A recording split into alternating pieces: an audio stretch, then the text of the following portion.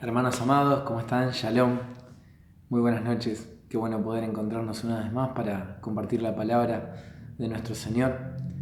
Le pedimos al Señor que el Espíritu Santo en esta noche nos abra el corazón a cada uno, que podamos estar atentos a la voz del Señor. Estuvimos en estos días, últimos jueves prácticamente de todo el tiempo de aislamiento que tuvimos, estuvimos estudiando lo que es Apocalipsis. ¿Sí? Empezamos desde el capítulo 1, viendo cómo se presentaba el Señor a Juan y cómo Juan lo describía, lo que veía, ¿no? Con palabras humanas trataba de describirlo, pero nosotros sabemos que la palabra del Señor es espíritu y vida, y que es mucho más que palabras conectadas, sino que hay un espíritu que fluye para hacernos comprender cosas que el hombre natural no puede percibir, solo pueden percibir los que nacieron del Espíritu, como le dijo Yeshua a Nicodemo, hay que nacer del agua y del Espíritu. Así que agradecido al Señor porque pudimos estar compartiendo todo esto, ¿no? En este tiempo. Yo sé que es difícil porque tuvimos que acostumbrarnos a una vida a la que no estábamos acostumbrados. Nosotros podíamos decidir cuándo salir, a dónde salir, decidir nuestras actividades, ¿no? Pero en estos últimos meses lo que sucedió es que todo eso se vio acotado a lo que era permitido solamente. Y obviamente que, supongamos, voy a nombrar cosas, ¿no? Jugar al fútbol, ir al gimnasio, hacer actividades, hacer cursos, hacer determinadas cosas que involucraban ir al colegio, ¿no? Que se tuvieron que dejar de hacer porque hay una ley que prohíbe eso. La ley comenzó con un rigor, pero después avanzó a multas, ¿no? A multas, o sea, que se pagan de manera con dinero, ¿no? Y ahora avanzaron a inclusive hasta denuncias penales, ¿no? que se pagan con el encarcelamiento. Y estoy seguro que ninguno de ustedes haría algo que está penado por miedo a tener que ser multado o a tener que ser juzgado y encarcelado. Yo creo que ninguno de ustedes haría algo que hoy es ilegal. Quizá te puede molestar, pero como también existe un riesgo de contagio, entonces tampoco salís por eso. Así que tenés dos factores por los cuales no harías ciertas cosas que te gustan hacer. Una por riesgo del contagio y otra también porque hay una ley que te lo prohíbe. Hay una prohibición que se paga o económicamente o con el encarcelamiento. Me llama la atención la actitud que tenemos, ¿no? Cómo somos los seres humanos. En lo natural hoy, mucha gente se puede quejar, pero la mayoría de la gente sabe que hay un riesgo tanto a contagiarse como a tener que pagar por quebrar la ley. Y entonces deja de hacer lo que le gusta. Se queda dentro de su casa. O sale a determinados lugares, pero sabe que más de eso no tiene límite, ¿no? Todo eso. Los seres humanos parece que necesitamos que nos pongan los límites de una manera estricta, ¿no? Severa. Si no, es como que seguimos ahí, ¿no? A muchos chicos, muchos de los que son padres les habrá pasado con sus hijos, o nosotros mismos siendo hijos lo habremos hecho. Que hay niños que vos le decís, mirá que la pava está caliente, no la toques. Entonces el nene, ¿no? Acerca la mano, pero no la toca, pero acerca la mano, ¿no? Y ahí parece que la va a tocar y entonces tira para atrás y al ratito ves que de nuevo acerca la mano y vos decís, ¿por qué lo hace? Si se va a quemar. Y le estoy diciendo que se va a quemar. Sin embargo, no sé, parece que hay algo que nos lleva como a tener que desafiar los límites impuestos. Estábamos hablando de lo natural, pero ahora, si nos ponemos a pensar en la vida espiritual que nosotros compartimos en el Señor, ¿no? Yo me quedo maravillado de esto, ¿no? Porque en lo espiritual hacemos lo mismo. El Señor nos pone límites. Él puso mandamientos. Él puso instrucciones de cómo debemos vivir. Y sin embargo parece ser que el ser humano sigue desafiando a Dios, aún conociendo el amor de Dios. Aún conociendo la gracia, aún comprendiendo que nuestro pecado costó que Yeshua muera en la cruz, igual nos sigue importando más lo que queremos que lo que Dios quiere. Igual sigue prevaleciendo en nuestro corazón una pasión por lo que nos gusta a nosotros y es mayor que la voluntad de Dios, es mayor que el deseo y el anhelo del corazón de papá. Es algo que sucedió siempre. Desde que el hombre pecó, sucedió esto. Desafiar a Dios y permitir que prevalezca nuestro deseo al de papá. Pero, yo quiero agradecerle al Señor por la congregación en la que estamos. Yo quiero agradecerle a papá. No es un acto de vanagloria. Hermanos, quiero agradecerle al Señor por la vida de cada uno de ustedes. Yo sé que fue un tiempo difícil y que hubo momentos de confusión y hubo momentos raros, donde no sabíamos bien qué sentir, ni qué pensar, ni cómo decidir. No teníamos un precedente quizá, ¿no? Como para decir, bueno, acá hay que manejarse así. Pero fuimos buscando en la palabra del Señor, día tras día, Señor, necesitamos que nos ilumines y que nos muestres. Yo le agradezco al Señor por cada varón y cada mujer que se ha humillado delante del Señor y que ha buscado el rostro del Señor de una manera como nunca antes. Como nunca antes. Se me van viniendo como momentos que vivimos.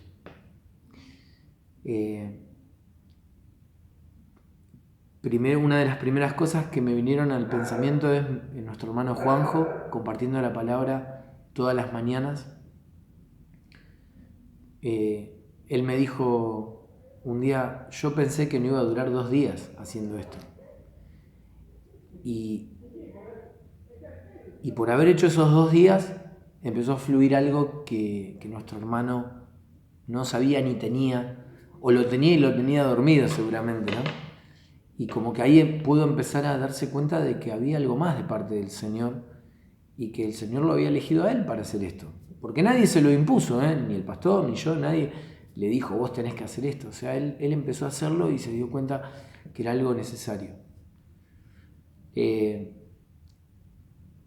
Pienso en un montón de hermanos que no dudaron en preguntar sin que nadie les diga, no dudaron en empezar a preguntar quién tenía necesidades económicas. Y sin decírselo a nadie, compraron mercadería y se lo alcanzaron a sus casas. No lo publicaron por Facebook, no lo publicaron por WhatsApp, no lo pusieron en el grupo de la iglesia, nada, no se lo dijeron a nadie. Solo lo sabían el Señor y la persona que recibía esa bondad, ¿no? Y encima, cuando la persona le agradecía a este hermano decía, no, agradecele a papá, porque es él el que mueve a hacer estas cosas. No voy a decir obviamente los nombres porque no tendría sentido, ¿no? Lo importante es que lo sepa papá. Me acordé de nuestra hermana Fanny cuando su hija Oriana terminó internada, ¿no?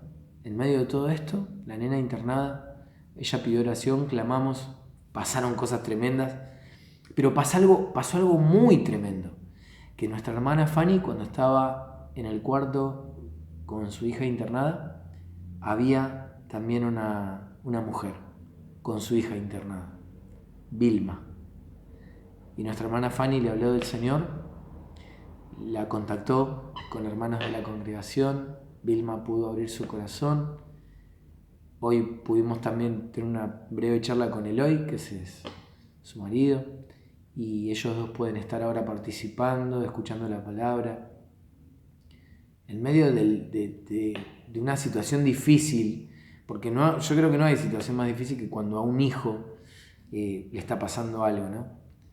Ella abrió su boca para hablar del Señor y alentar a otra persona cuando ella era la que estaba pasando por un momento difícil. Hermanos que pasaron por situación difícil de no tener trabajo y confiar en el Señor, y en el último segundo, ¿no? En el último paquete de fideos, ver la mano del Señor proveyendo.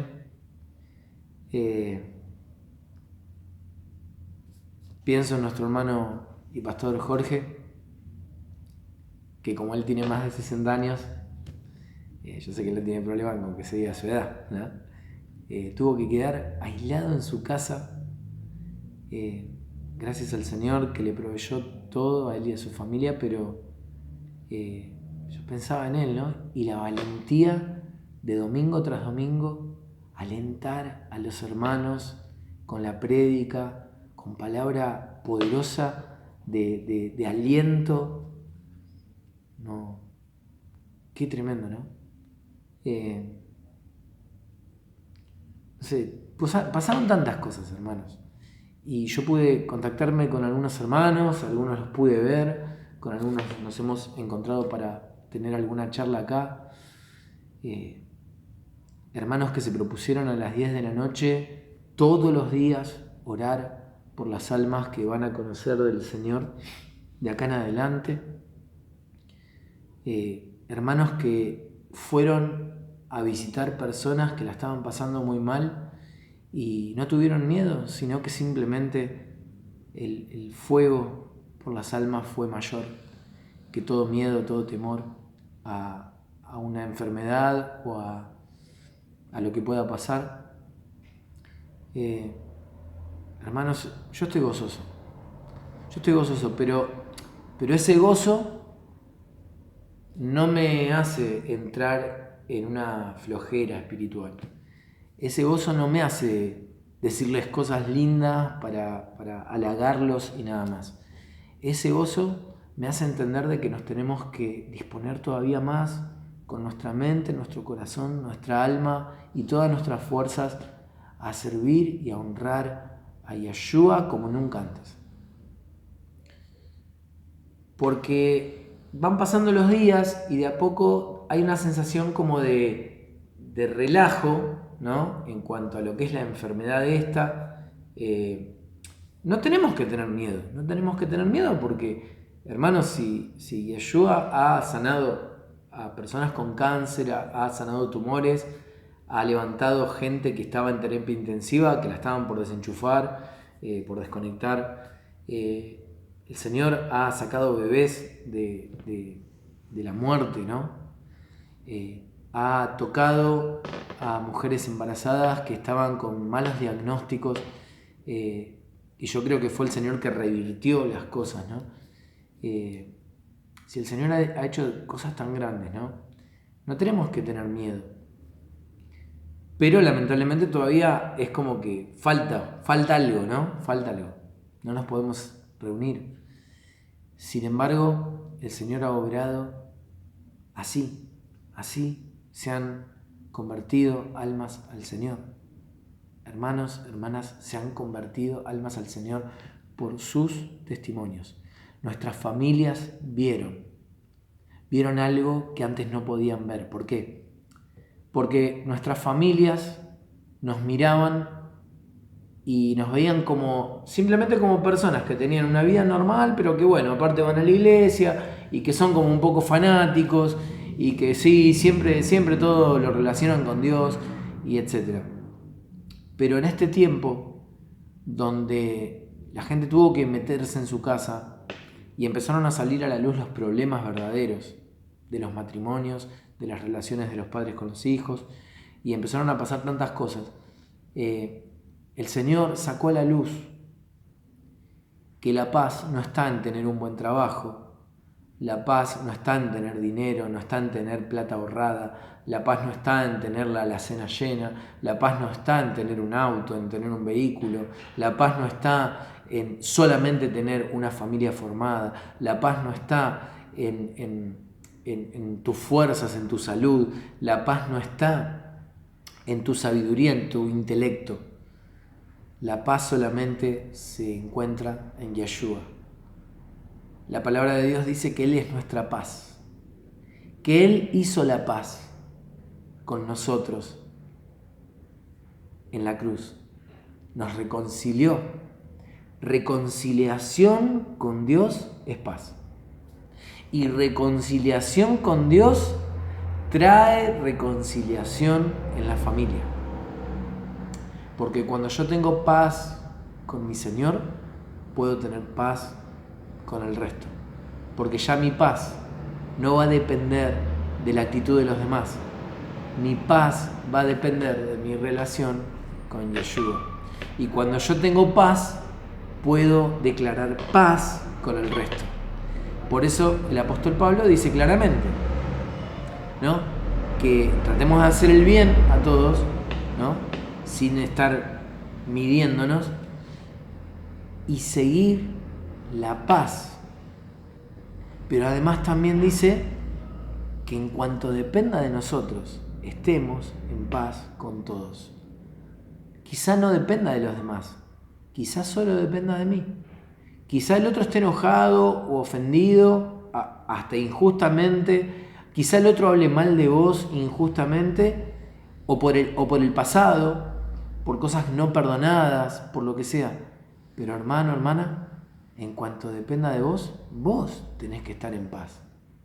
La paz es Yeshua. Por eso yo quiero agradecerle al Señor porque muchos entendieron. Yo creo que toda la iglesia hoy sabe que el perdón, esta palabra que compartieron David con Juanjo hace muy poco, además de que fue predicada por todos los hermanos que predican, ¿no?, por el pastor, por Quique, por David, lo ha hecho también él solo, pero ese día creo que condensó, ¿no?, todo lo que hemos venido hablando. Cuando hablábamos de perdonar 70 veces 7, había una maldición de la que nosotros éramos presos. 70 veces 7 voy a vengar lo que me hagan, dijo Lamec. Y esa era nuestra manera de pensar, ¿no? Cada vez que pueda me voy a vengar por lo que me hiciste. Y cambiarlo por la enseñanza de nuestro amado Yeshua, que dijo, vas a perdonar 70 veces 7. Ya no te vas a vengar 70 veces 7, sino que ahora vas a perdonar 70 veces 7. Y yo te voy a enseñar cómo lo tenés que hacer. Él murió en la cruz y Él dijo, a cualquiera que quiera venir en pos de mí, entonces niéguese a sí mismo, tome su cruz, porque el que quiera ser mi discípulo y ama su vida, entonces no puede ser mi discípulo. Pero aquel que quiera ser mi discípulo va a tener que aborrecer todo lo que tiene y todo lo que es y amarme más a mí. Ese sí puede ser mi discípulo. ¿Por qué? Porque el Maestro nos enseñó que amar es darlo todo. Es dar tu tiempo, es dar tu amor, es perdonar, es dejar de lado tu orgullo, es dejar de lado tu soberbia, es dejar de lado lo que vos crees de vos mismo, rendirlo a los pies del Señor y dejarlo que Él haga con vos algo nuevo. Darle la oportunidad a alguien que el mundo no le daría la oportunidad. Bueno, eso es lo que hizo el Señor con nosotros. Nos dio la oportunidad cuando nadie te hubiera dado la oportunidad. Yo mismo soy testimonio de eso. No necesité drogarme, no necesité emborracharme, no necesité andar por las noches, no necesité caer en adulterio ni nada de todo eso. Pero yo sé que nadie hubiera dado nada por mí. Pero el Señor sí. Porque el Señor lo único que quería era un corazón dispuesto a creerle a Él. Y vos le creíste, mi hermano. Vos le creíste, mi hermana. Le creíste a Él. Todos decían que era imposible de que vos sigas. Todos decían que era imposible que vos cambies. Todos decían que era imposible que tu matrimonio se restaure. Todos decían que era imposible que tal cosa o que tal otra, o que dejes un vicio, o que dejes tal otro. Y quizás muchos decían que era imposible de que yo, no sé, sea algo en el reino de los cielos.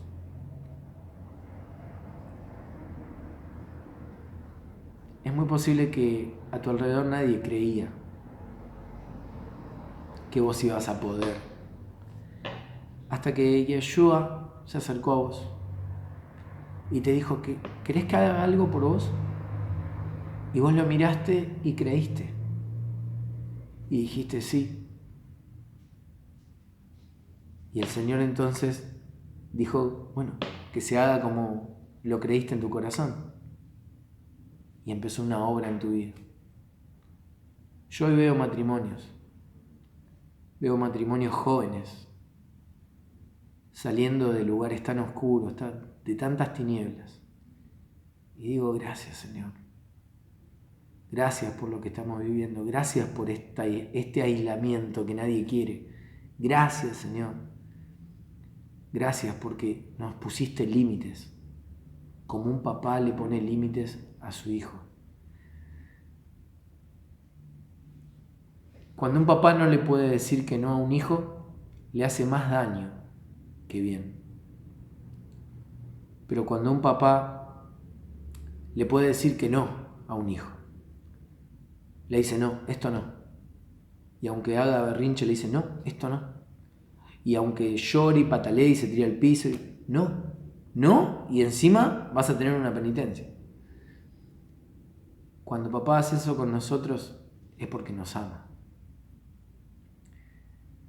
Pero qué lindo cuando un hijo puede aceptar esa disciplina como algo bueno.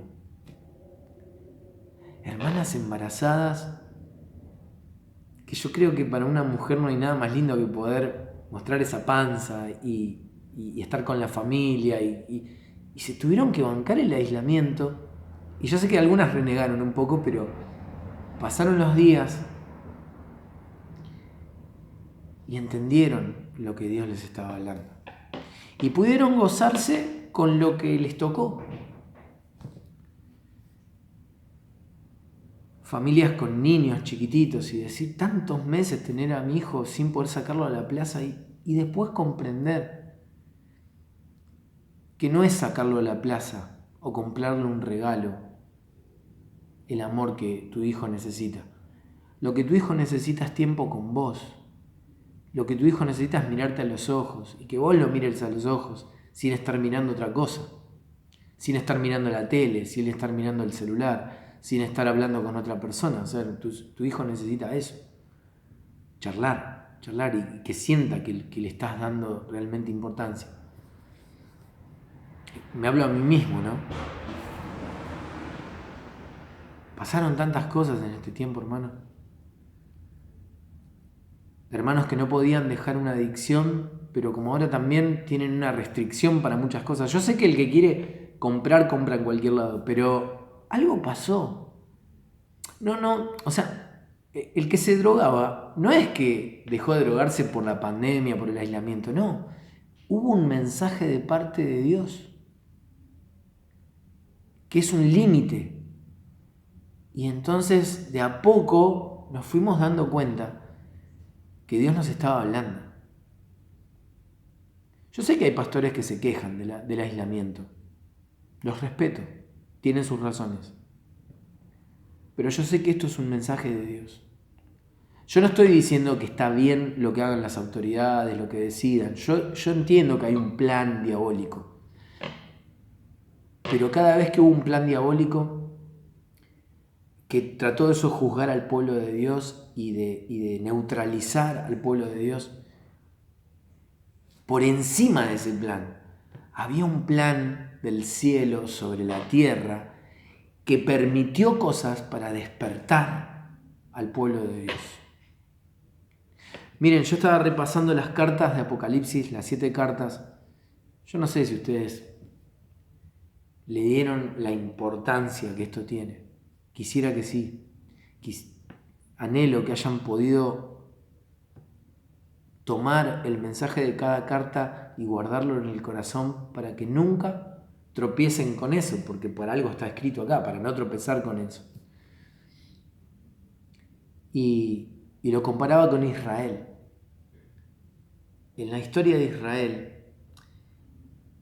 las 7 cartas de Apocalipsis son como un paralelo con la historia de Israel. Nombra al profeta Balaam, está en la historia de Israel. Nombra a Jezabel, está en la historia de Israel. Y así un montón de cosas, ¿no? Pero me llamó la atención que en la primera carta dice: pero tengo contra ti que has dejado tu primer amor, ¿no? En la carta de Éfeso, que es la primera. Y esto me recordó algo. Yo creo que todos nosotros, cuando nos encontramos con el Señor, nos deslumbramos, ¿no? Y sucedió algo. No te querías perder ninguna reunión, querías estar en todas las reuniones, querías encontrarte con los hermanos, orar a cada rato, porque era algo nuevo, era algo que fluía y que era un fuego que uno quería estar todo el tiempo ahí, ¿no? Pero quizá a muchos les ha pasado que al pasar los meses como que algo se apagó y como que hubo cosas que ya no eran tan deslumbrantes y como que empezaron a ver fallas en el hombre, pudieron ver que había hermanos o hermanas que se equivocaban como cualquier ser humano mortal, porque lo son, y entonces es como que algo empezaba a cambiar. Y me recordó algo, ¿no? Hay una palabra en Jeremías 2.2. Pero bueno, Jeremías 2, capítulo 2, dice: vino a mí palabra de Yahweh diciendo: anda y clama a los oídos de Jerusalén, diciendo: así dice Yahweh, me he acordado de ti, de la fidelidad de tu juventud, del amor de tu desposorio, o sea, de cuando dos personas se ponían de acuerdo en que se iban a casar, entonces ya desde ese momento eran el uno para el otro. Ya estaban unidos, solo que no tenían relaciones sexuales, pero sí ya estaban comprometidos el uno con el otro, el desposorio. Cuando andabas en pos de mí en el desierto, en tierra no sembrada. Me recordó porque no hay lugar más inhóspito y no hay lugar menos frecuentado con ansia, no es un irse de vacaciones al desierto, no. Luna de miel al desierto, no creo, tampoco. Viaje de placer al desierto, bueno, algún lugar en especial puede haber, pero no creo que alguien quiera irse al desierto. Sin embargo, Yahweh, cuando tomó al pueblo de Israel de Egipto y lo liberó, lo compró por esa sangre de los corderos. ¿Recuerdan? La sangre que fue derramada en la Pascua, en el Pesaj.